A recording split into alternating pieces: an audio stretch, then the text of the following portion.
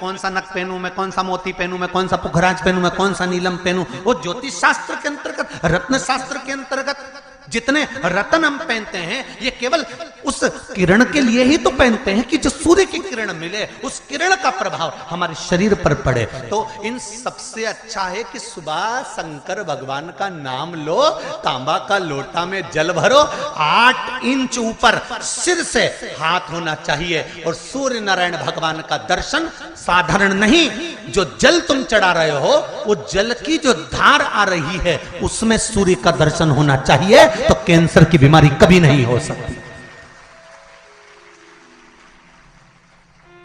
Liver, kidney, heart, आपके heart में अगर तकलीफ है, डॉक्टर ने कह दिया कि इसमें नस चोक है, आपको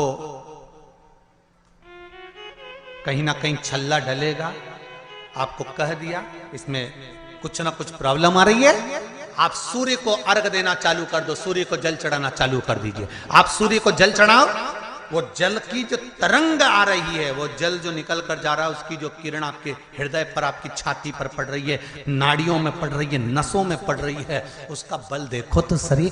1 महीना लगातार चढ़ाओ, तो 15 दिन 20 दिन कर तो देखो। क्यों राम जी महाराज जल चढ़ाते थे, क्यों भगवान कृष्ण जल चढ़ाते थे सूर्य को, क्यों दशरथ जी महाराज जल चढ़ाते थे, क्यों कश्यप ऋषि जल चढ़ाते थे सूर्य को, सारे 33 कोटि देवता, सारे ऋषिवर, साधु संत सन्यासी तपस्वी साधक उपासक सब भगवान सूर्य को अर्घ दिया करते थे। क्यों देते थे,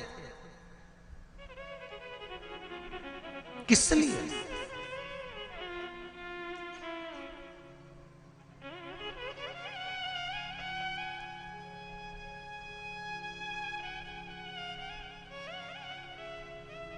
सूर्य नारायण भगवान को जल चढ़ाते समय आपके पंजों की एड़ी ऊंची नहीं होना चाहिए, ध्यान दीजिएगा मेरा।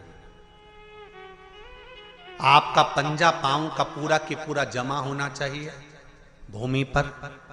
हाथ कितने इंच ऊपर, 8 इंच ऊपर होना चाहिए। जल जो गिरे, सूर्य की किरण, सूर्य का दर्शन उस जल की रोशनी में करना चाहिए।